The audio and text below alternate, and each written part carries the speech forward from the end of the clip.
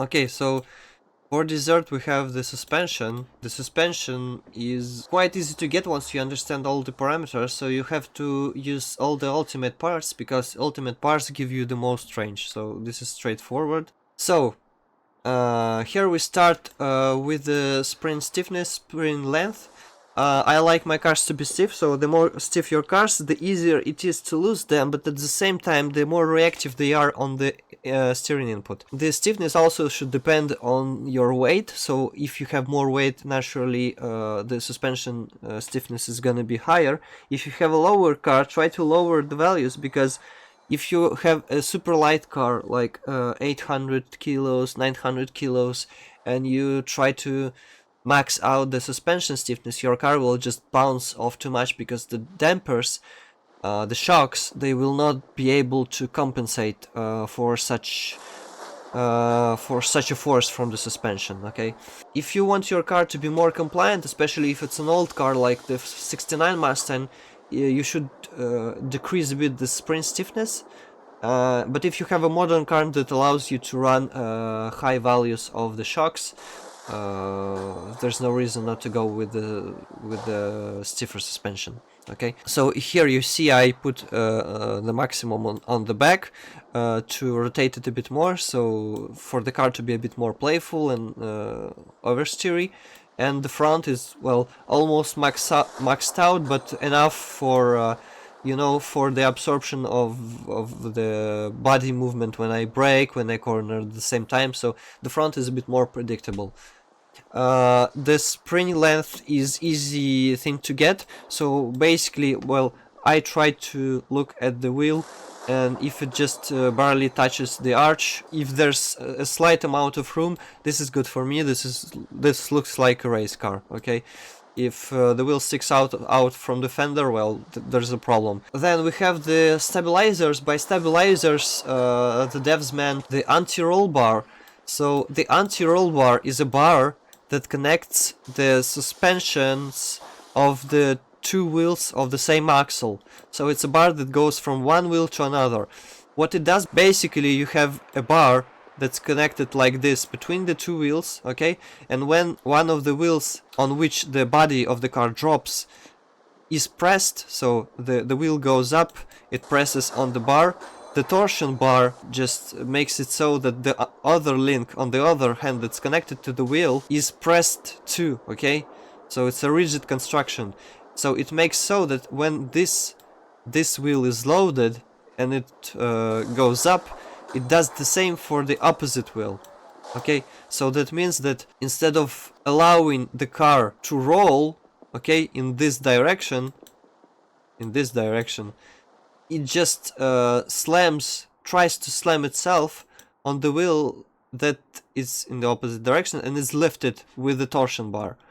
Okay, so this creates a situation where when your body doesn't rotate, but at the same time it gets so rigid that your body can not roll but flip, because the car acts like a whole, like a toy car without the suspension. What that means is that the inner wheel that is loaded gets even more loaded, because when the opposite wheel gets up, it's unloaded naturally, because it's lifted with the torsion bar. Increasing the stabilizer on an axle means that you have less grip on this axle, and diagonally it's transmitted to the rear axle, because if one wheel is not, like, let's exaggerate, if one wheel on the front axle is not touching the ground, that means that the weight of the car is distributed on the three remaining wheels. Like, higher value you have on the front anti-roll bar, the more grip you will have on the rear, and vice versa. So naturally, if it's a rear-wheel drive car, why would I just use such a stiff anti-roll bar on the rear? Well, it's because the car is too grippy, even, you know? Even if it's rear-wheel drive car, front engine, it's still grippy. It has 48% of the weight on the back, and I have 325 tires on the back, so it needs to rotate better for me, for my style of driving. If you find your car is too unpredictable, it's too tail happy, well, just increase the front air anti-roll bar and decrease the rear. or do one thing at a time to see what works best for you. Then we have the camber. The camber is basically how your wheels are angled. Okay, so angling your wheels that way makes your car a bit less stable maybe on the straights, but it's not so important.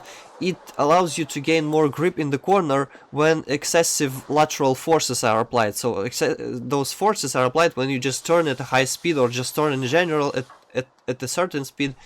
So the more angle you have here, the more angle you have here, the more room you have for the potential grip when all the weight of the body is shifted on the two outer wheels. Okay, so essentially you just create a wedge to get the most grip out of the of your wheels.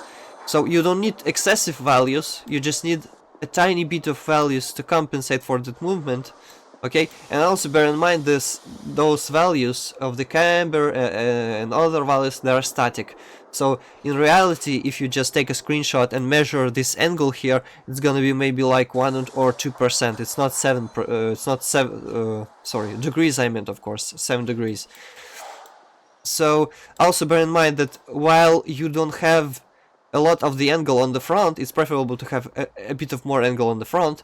With the caster angle, when you turn, you have even more camber. So even when standing still, you seem like the car seems to not have enough camber. In turn, in reality, you will have a bit more of that. So maybe in turn you will have something like this, really. Okay, so also bear that in mind not to overdo this setting. Caster angle is just basically the angle at which your wheel sits. Okay, around what axis it's connected. Now I put the really exaggerated caster angle, but you get the idea that it's like a sport bike versus a chopper motorcycle. So the chopper motorcycle has a fork that's inclined too much, so this is just the caster effect.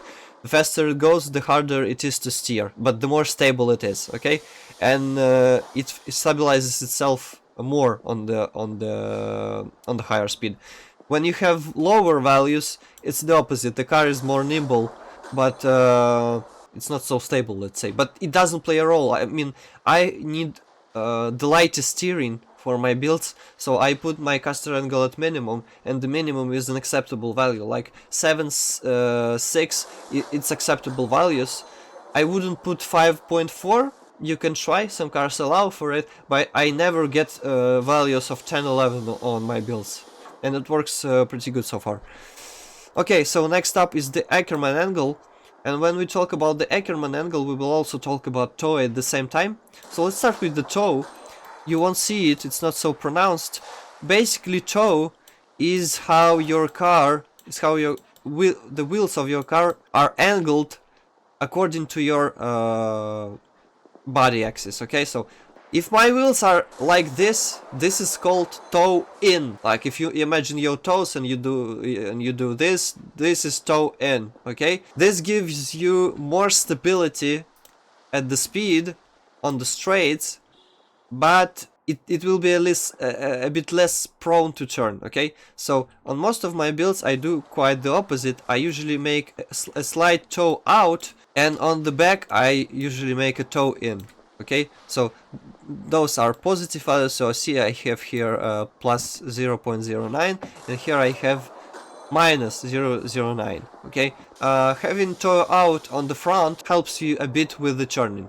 Ackermann angle, it's pretty much the same, except this is it can be perceived somewhat as a dynamic toe. So when you turn, you have the Ackermann steering. So let's say here my inner wheel turns more than my outer wheel. Okay, so this is an easy setting. So with this you can steer actually quite easy. This corresponds to the toe out. Okay, This makes you lose speed a bit though, because your outer wheel, which receives the most of the weight when you brake, when you corner, it's not turned right, okay? It's not turned all the way. So the lateral forces it experiences do not allow to make use of all the tire, okay? There's also parallel steering. It's achievable with the Ackermann angle of 100, okay? So the Ackermann angle of 100 is basically just, you know, two wheels pointing at the same direction, okay? This is more preferable because, as I said, the outer wheel, which is loaded, makes use of all of the surface of the tire in the lateral direction. So here I put an Ackermann angle of 80, and I still have my negative toe just on a small value here. So this setup works best for me.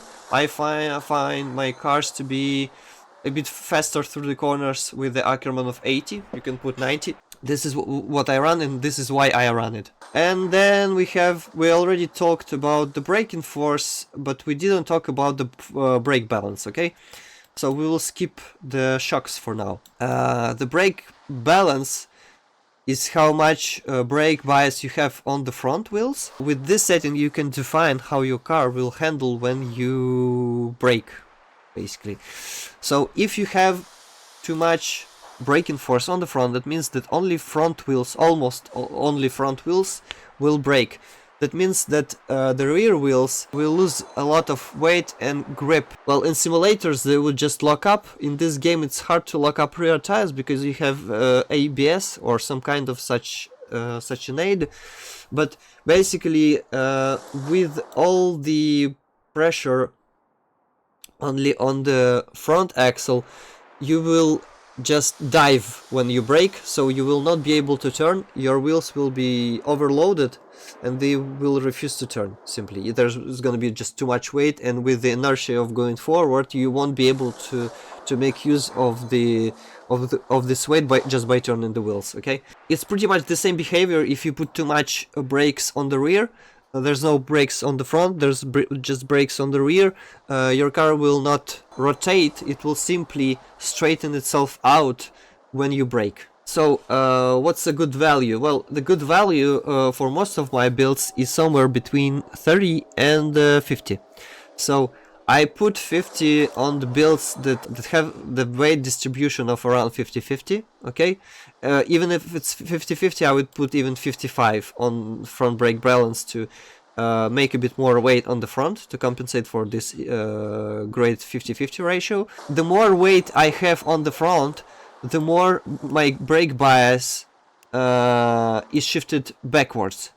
Okay, so for my front-wheel drive cars, for example, that have 63 and 37, I would use something like 30-35 to make the rear end brake a bit more, and by this I can just rotate my car mid-corner by applying the brakes.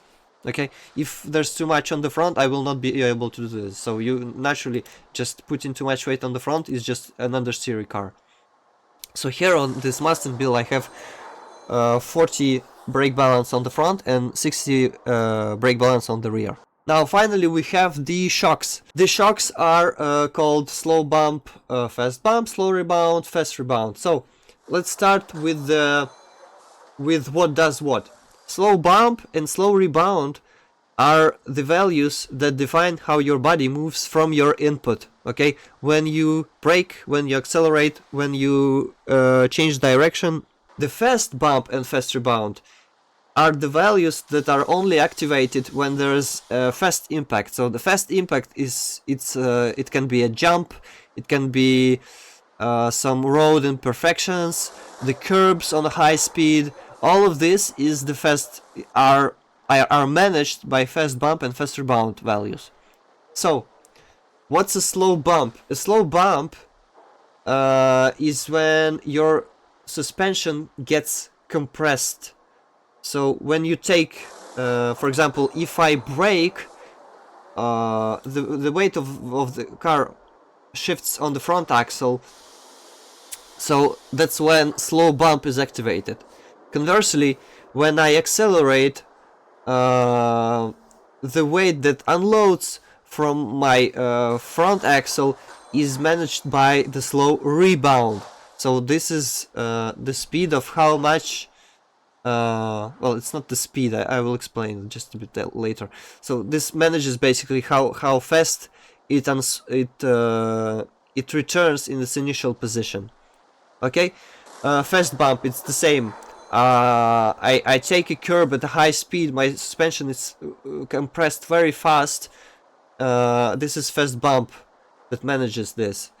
And when I drop from this curb, the speed at which my wheel will get back to the initial position, will touch the pavement once again.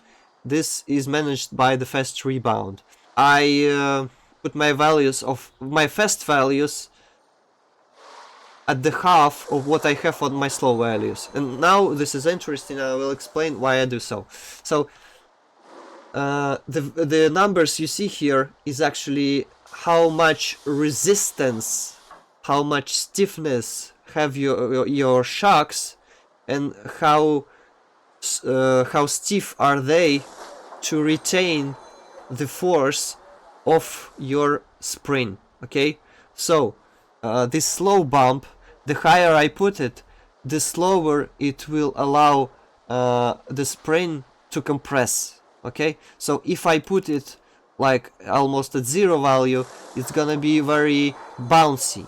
If I put it at very high value, it's gonna be very rigid, like there was no suspension at all. Okay, in both of those extremities you will bounce. Here you bounce because of the spring force, but when you make it super rigid, your suspension just does not react, so you absorb all the bounces, not with the suspension but with the rest of the body, so naturally your car will just either flip if it's mid-corner, or just really, well, take air for a bit. So you need to find the balance. The balance I usually take is started with the slow bump. So I put slow bump at around 12,000, the value of 12,000, and then I make half of this with the fast bump, because as I said, this is the fast value, so they are faster, so they have to be lower, and I put them twice lower. Then you have the slow rebound, so I make the slow rebound twice as longer than my slow bump. Okay, so I need my suspension to absorb it quite fast, but I need to slow down the rebound even more, because otherwise my car will just jump and I will lose more traction. And same goes with the fast rebound, I just halven it from my slow. The fast is half of the slow. Okay, so it's the same for the rear. They are usually very close. The proportion that should be between the front and the rear is the same proportion that is between the stiffness of your spring. So for example, I have like almost 19 here, okay, and here I have 20, okay. I cut it on the purpose for the easier understanding. So here it's almost the same. I have just a tad smaller slow bump. Here I have a higher value, but it's basically just closer to this. So this naturally just acts as a master for your springs. So it tells it how they should work. Either they should work more freely or more constrained. Okay. Some of my builds actually use maxed out values here. It still works. So that's pretty much it. So you need your shock values to be in connection with their spring stiffness, not too low, not too high, and just test what works best for you. But basically, if you manage to ride over curbs, or there's no parasitic movement from your inputs on the car's body, then everything is done right. Okay, so this is pretty much it. This is how I set up my cars. If you have any questions, feel free to ask me. Thanks for watching. Bye.